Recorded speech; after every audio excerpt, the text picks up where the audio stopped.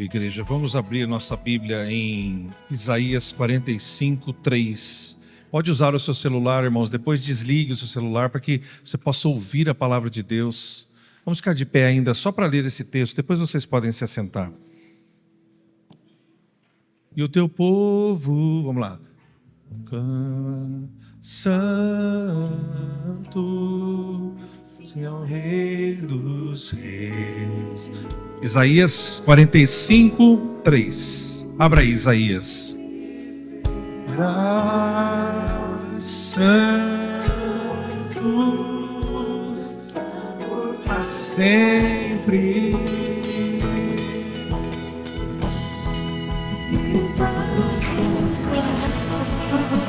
Santo, toda a criação. Santo.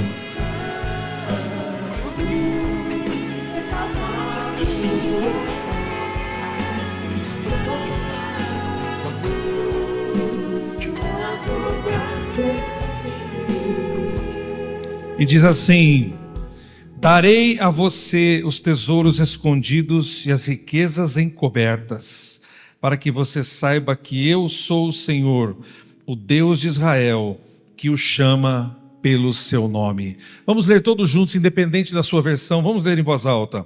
Darei a você os tesouros escondidos e as riquezas encobertas, para que você saiba que eu sou o Senhor, o Deus de Israel, que o chama pelo seu nome. Pai querido, nos capacita agora para ouvir a Tua palavra. Espírito Santo, agora tens aqui os corações. Fala profundamente em nome de Jesus. Amém. Podem se assentar.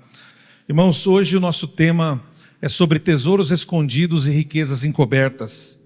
E esse texto tem uma profundidade muito grande, porque ele não fala só de coisas materiais, mas ele fala de coisas espirituais, porque esse texto é destinado ao rei Ciro da Pérsia. E esse rei nem era um rei temente a Deus, mas Deus o chama de Ciro, o meu servo. O que nós queremos aprender hoje aqui, irmão, são algumas fases do que Deus faz com a gente quando nós temos os tesouros que estão escondidos debaixo dos nossos pés. Em primeiro lugar, o rei Ciro não era um rei de Israel, não era um rei temente a Deus, mas Deus usou Ciro. E no contexto desse versículo, ele estava usando o rei para reconstruir Jerusalém e a cidade. E ele promete abrir as portas para o rei Ciro, que era um homem pagão. E Deus iria usar aquela situação para reconstruir Jerusalém e reconstruir a cidade e também o templo de Jerusalém, que havia sido destruído por Nabucodonosor. Mesmo Ciro não conhecendo a Deus, ele teve riquezas encobertas e tesouros que estavam ali, prestes a ser revelados a ele.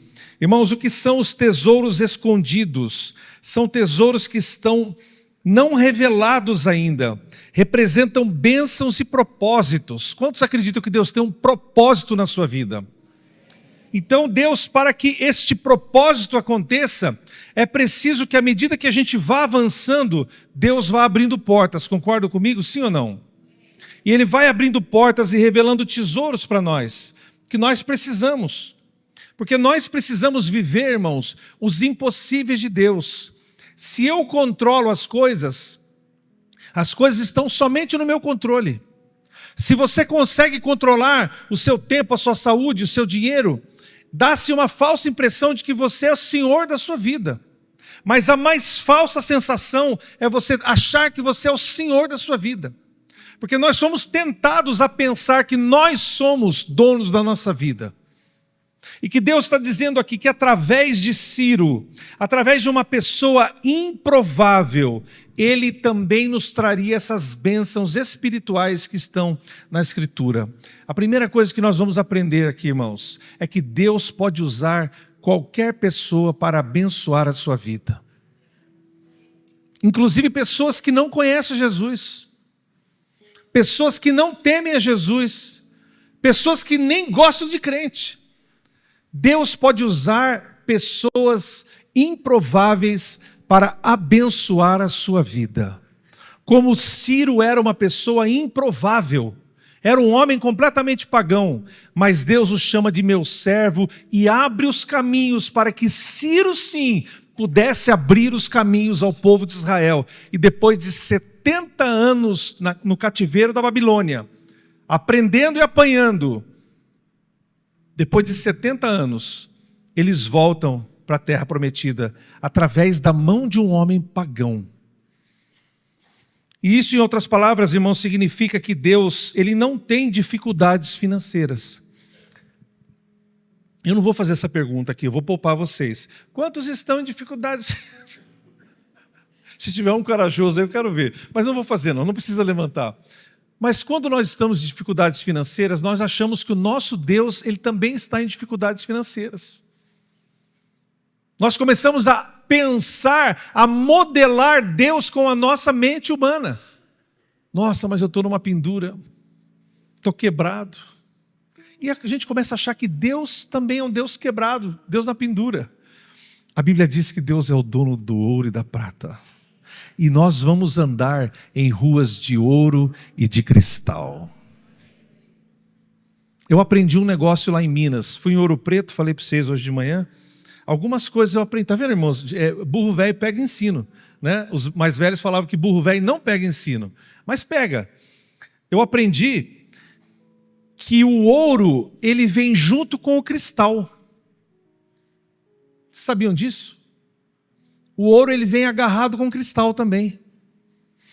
E quando aquele cara me falou isso, que o ouro vinha junto com o cristal, em algumas situações, eu falei assim, olha, mas não é que Deus é espertão?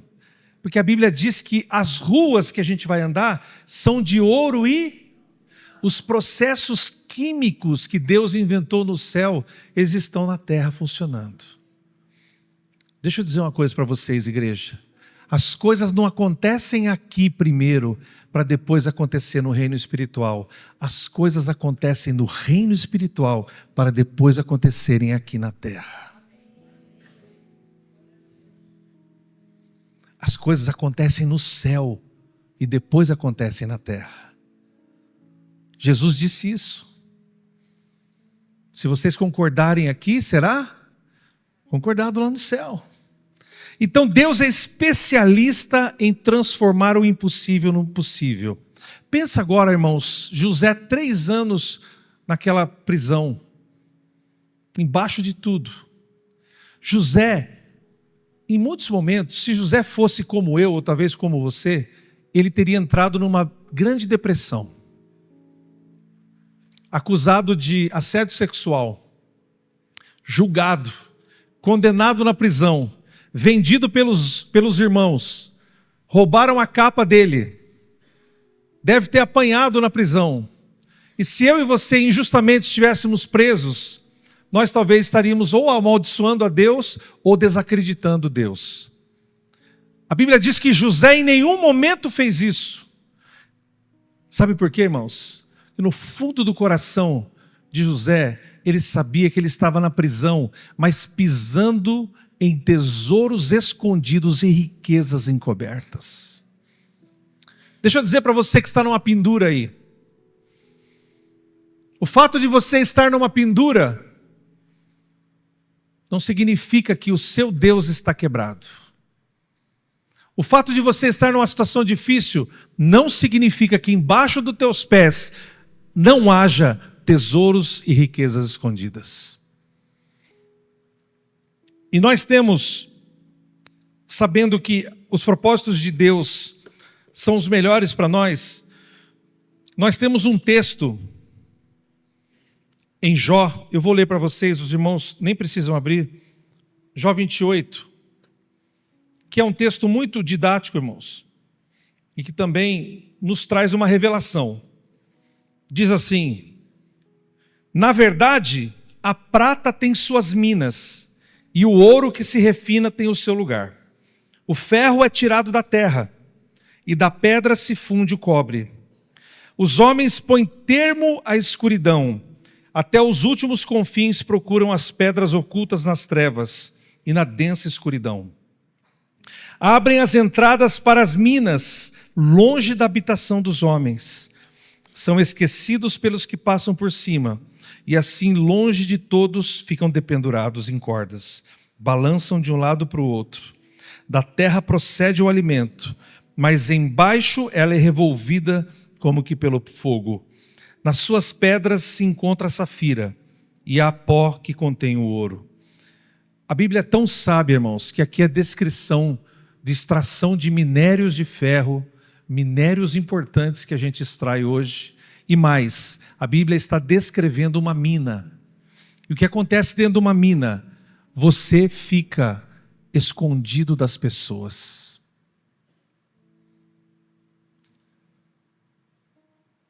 Tem momentos na sua vida que parece que é só você e Deus, porque você está escondido nas cavernas das minas. Mas aqueles que estão lá nas minas saíam com potes cheios de ouro.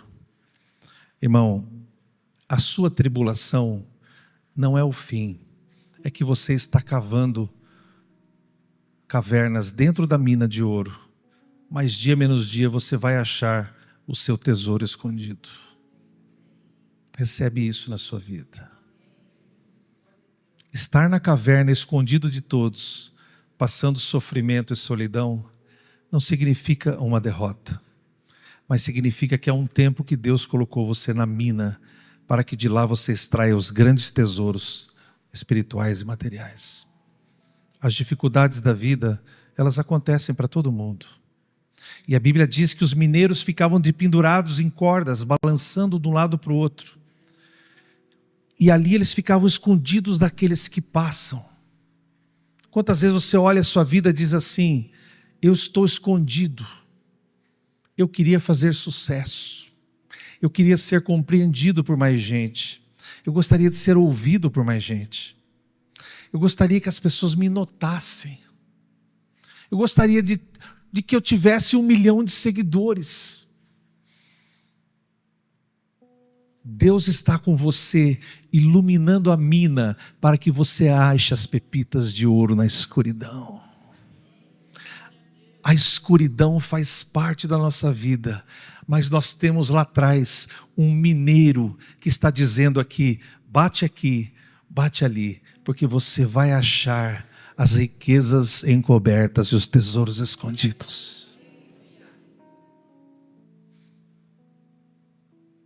Eu aprendi mais uma coisa lá em Ouro Preto. Nós entramos numa mina, chegou um momento, irmãos, que eu tive que andar assim na mina. Sinceramente. A minha sogra ia batendo a cabeça com o capacete, e a gente ia dando risada, e eu filmando todo mundo. Não posso mostrar que eu não tenho permissão, mas é muito engraçado. E a mina tinha 2 quilômetros de profundidade. Para entrar, uma criança, tamanho da Rafa, precisaria quase ficar de 4 para entrar. E nós fomos. Capacete e o guia. Nós andamos 200 metros na mina. E chegou um momento que eu pude ficar de pé. Fiquei de pé. E comecei já a tirar o casaco. E a Daniela falou: isso aqui está muito quente. Está me dando pavoro. E daí tinha um grupo voltando. Nós encostamos na parede da mina, molhada, e o outro grupo passando. Dá licença. O outro grupo passava assim, e a gente passava e ficava para cá. De repente ele começou a explicar aqui. Os negros escravizados ficavam ali com shorts, e o rio corria dentro da mina, até no joelho. Eles passavam 10 horas ali por dia. E às vezes eles comiam farinha com sal. E viviam uma situação muito difícil. E eles extraíam o ouro. Se não extraísse uma quantidade de ouro, eles não comiam. E se eles não enchessem aqueles lugares que chamavam bucho, eles não tinham o bucho cheio. O bucho era, na verdade, o lugar que eles colocavam o ouro. Se não estivesse cheio, eles não poderiam comer depois. Daí vem a expressão bucho cheio. E sabe o que eu aprendi ouvindo a história daqueles escravizados? Aqueles escravos? Eles estavam trabalhando para outros como escravos. Mas, irmãos, quando nós estamos nas nossas cavernas e minas da vida, nós estamos trabalhando a nossa vida, porque o dono do ouro e da prata está atrás de nós, não deixando que eu e você fiquemos sozinhos na escuridão. E acontece que a maioria das vezes o tesouro está embaixo do nosso pé.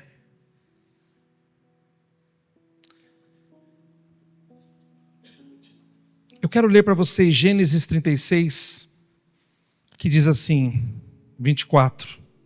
São estes os filhos de Zibeão, Ainá e Aná. Este é Aná, que achou as fontes termais no deserto, quando apacentava os jumentos de Zibeão, seu pai. Esta é a família de Esaú, os edonitas. E este homem Aná, ele levava para o deserto buscar algumas gramíneas, os jumentos do pai dele. E de repente, irmãos, pastoreando os jumentos do pai, a Bíblia diz por alguma razão que ele achou fontes termais no deserto. Em outras palavras, ele achou Caldas Novas.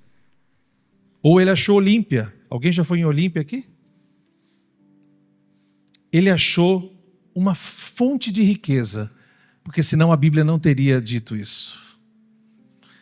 Mas como eu disse de manhã para vocês, irmãos, para os outros irmãos que estavam aqui, há um tempo na vida da revelação dos tesouros e das riquezas, porque Deus promete na sua palavra. Mas há um tempo na vida que nós temos que sair para o deserto pastorear jumentos. Olhei para vocês, não, mas não são vocês não, gente. Eu olhei, deu a impressão que eu estava olhando para eles. Vou olhar para vocês então. Tem momentos na vida, irmãos, que nós saímos do deserto para ter que pastorear jumentos. Alguém já viu um jumento de perto? Já tentou montar num jumento? Já tentou guiar o bicho? Cabrestear o bicho? É por isso que você xinga o seu amigo do lado, o amigo de trabalho, de jumento. Porque, irmãos, o jumento é uma coisa diferente. É um bicho que empaca. É um bicho que morde, senta o dente. Ele senta o pé em você. E há um princípio na Bíblia aqui, irmãos, maravilhoso. Este homem, Aná, ele saiu pelo deserto, pastoreando os jumentos do pai, até que de repente ele acha as termas do deserto. O que nós podemos inferir, irmãos, é que nossa vida é cheia de jumentos. Muitas situações. Quem sabe você tem muitos jumentos para pastorear. Eu não sei. Eu ia falar sobre os filhos, né? Tem 2 me olhando aqui, tem 3 me olhando aqui. Eu não estou falando dos filhos. Alguns podem até ser, viu, irmãos? Dependendo do filho que você tem. Mas são situações difíceis da vida. Que empacam, que mordem, que dão coice, que refugam, que param. Quando ele estava pastoreando os tesouros escondidos no deserto e as riquezas encobertas simplesmente apareceram. Em outras palavras, irmãos, você tem que caminhar como Deus disse a Moisés: diga ao meu povo que marche, marche. Não fique esperando os tesouros, vá até a profundidade das minas. Vá pastorear as dificuldades da sua vida e Deus vai te encontrar no meio do deserto. É no meio do deserto que Deus te encontra. É dentro da caverna que Davi foi cuidado por Deus na caverna de Adulão. E foi dentro da caverna que Deus encontrou Elias e perguntou: Elias, o que é que você está fazendo aí? Sai, porque você vai ungir profeta, você vai ungir reis, e eu tenho muita coisa para fazer com você, Elias, porque você é o profeta que eu escolhi. Deus te diz assim, igreja: continue pastoreando as dificuldades da sua vida. Vá para o deserto se necessário. Entre nas cavernas das minas. Mas saiba que o Deus da provisão e dos tesouros escondidos e riquezas encobertas estará esperando você com a provisão e todos os tesouros que Ele tem para você. E eu não digo só de tesouros materiais, eu estou dizendo de riquezas espirituais no mundo espiritual, dos dons espirituais que Deus tem para você e tem para mim. Que você receba hoje esta palavra. É no pastorear dos jumentos, é na solidão da caverna que Deus vai te encontrar com os tesouros escondidos e as riquezas encobertas.